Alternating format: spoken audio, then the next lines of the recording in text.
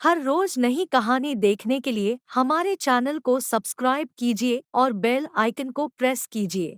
भूतिया farm house Hindi कहानी। College में गर्मियों की छुट्टियां होने पर राधिका और रोहन अपने दोस्त मनोज और शिल्पा के साथ परिवार के पुराने फार्म हाउस पर घूमने जाने का प्लान बनाते हैं। गाइस, तुम दोनों को वो फार्म हाउस बहुत पसंद आएगा। बचपन से ही वो मेरी और रोहन की सबसे पसंदीदा जगह रही है। पर मैंने तो इतने सालों में तुम्हारे मुंह से कभी फार्म हाउस का नाम तक नहीं सुना। बचपन में फार्म हाउस जाते थे, लेकिन फिर अचानक सबने वहां जाना बंद कर दिया और वजह कभी किसी ने बताई नहीं। पर अब हम चारों मिलकर वहां धमाल करेंगे। इसी तरह बातें करते कुछ घंटों का सफर तय कर चारों शहर से दूर ऊंची पहाड़ी पर बने राधिका और रोहन के फैमिली फार्म हाउस पर पहुंच जाते हैं। वाह यार, ये तो बड़ा ही सुंदर है। पूरा घूमोगे तो और अच्छा लगेगा, लेकिन उससे पहले सब फ्रेशन अप हो जाओ, फिर साइट सीइंग के लिए जाएंगे। राधिका और रोहन अपने अपने कमरे में चले जाते हैं, लेकिन मनोज और शिल्पा घर में घूमने लगते हैं, जहां शिल्पा की टक्कर हॉल के बीचों बीच रखी एक पुरानी लकड़ी की कुर्सी से होती है। आह, लग गई रे माता, इस कुर्सी को बीच में किसने रखा हुआ है? अरे तेरे स्वागत के लिए भूत ने रखा होगा। ओए, तुझे बहुत हंसी आ रही है। जब खुद टकराएगा तो पता चलेगा। हाँ ठीक है, पर अभी तो इसे साइड में रख दे।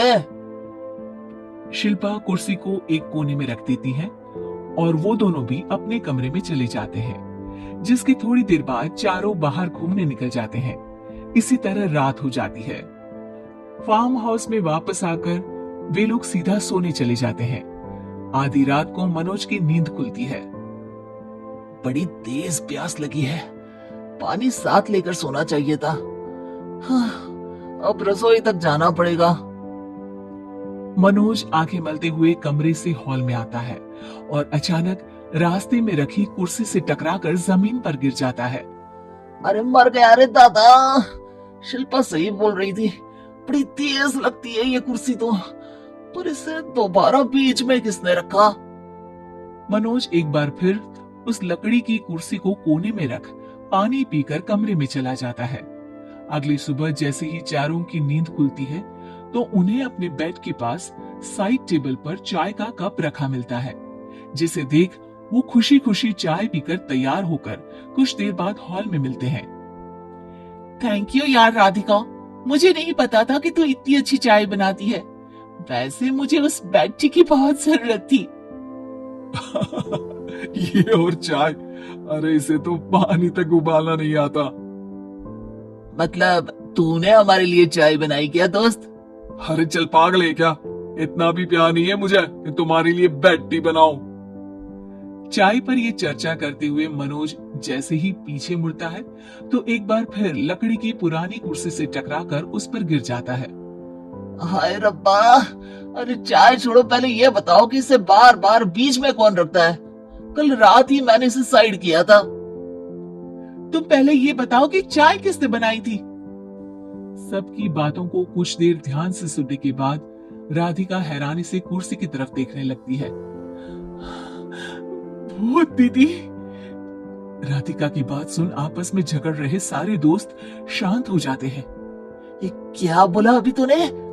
अरे पर अब वो यहाँ कैसे हो सकती हैं? क्यों नहीं हो सकती? हमने यहाँ आना छोड़ा था, पर उन्होंने तो घर नहीं छोड़ा ना। और याद करो, ऐसे बेड के पास कप रखना और कुर्सी को कमरे के बीच में रखना, ये सब वही तो करती थी। ये तुम दोनों किसकी बात कर रहे हो? अरे जो भी हो, कुछ अच्छा तो बिल्कुल नहीं लगता। अब देखो, डरने की कोई जरूरत नहीं है। वो सालों से इस घर में रहने वाली भूत दीदी है। वो बचपन से ही हमारे यहाँ आने पर एक बड़ी बहन की तरह हम दोनों का ख्याल रखती हैं। ओए, पगला गया है क्या? शिल्पा, मुझे यहाँ नहीं रहना, तू भी मेरे साथ ही चल। ये दोनों तो पागल हो गए हैं। जहां मनोज डर से वापस जाने की बात कर रहा होता है, वहीं शिल्पा अपने फोन में बिजी होती है। क्या तुम्हें यहाँ की सिचुएशन समझ में नहीं आ रही जो फोन में लगी हो? जिसे जो करना है करो, मैं तो जा रहा हूँ। मनोज हड़बड़ाहट में अपने कमरे की तरफ जाता है, जिसके साथ राधिका और मोहन भी उसे रोकने के लिए पीछे पीछे जाते हैं। लेकिन शिल्पा, वो तो अभी भी फोन में लगी रहती है। कुछ देर बाद जब वो तीनों दोबारा हॉल में वापस आते हैं, तो शिल्पा को सबके पैक्ड बैग्स के साथ देखकर हैरान रह जाते हैं। ये सब क्या है शिल्पा? यहाँ हम इसे समझा रहे हैं और तुम हमारे बैग्स भी पैक कर कर लेकर आई। अरे आखिर में फोन से बाहर निकलकर कुछ किया तो सही इसने। दोस्तों देखो, कल से हम यहाँ हैं। भूत दीदी ने कुछ किया नहीं ना? फिर डर क्यों रहे हो? 4 दिन और रुकोगे तो पता चलेगा कि क्या होगा। मतलब? इस पर शिल्पा उन तीनों को फार्म हाउस से बाहर लाकर फोन में पुरानी न्यूज का आर्टिकल दिखाती है। सालों पहले यहाँ रह रही औरत ने अपने दोनों बच्चों को सुबह सुबह दूध में जहर पिलाकर मार दिया और फिर हॉल में उस कुर्सी पर खड़े होकर खुद भी फांसी लगा ली थी। तुम्हारी बातों से मुझे इस केस की याद आ गई। गूगल किया तो पता चला कि ये वही फार्म हाउस है।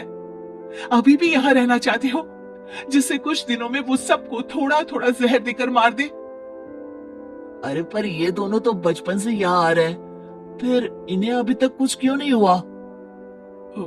वो तो पापा बताते हैं कि हम आते थे।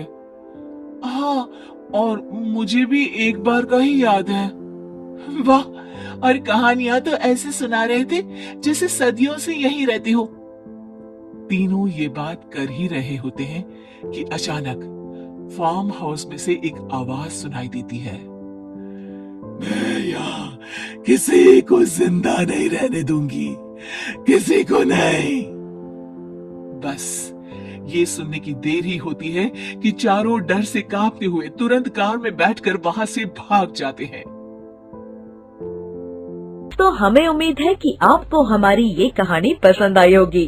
कृपया हमारे चैनल को सब्सक्राइब करें और सभी अपडेट्स के लिए बेल आइकन जरूर दबाएं। और हाँ, वीडियो लाइक और शेयर करना मत भूलिएगा। Bye bye.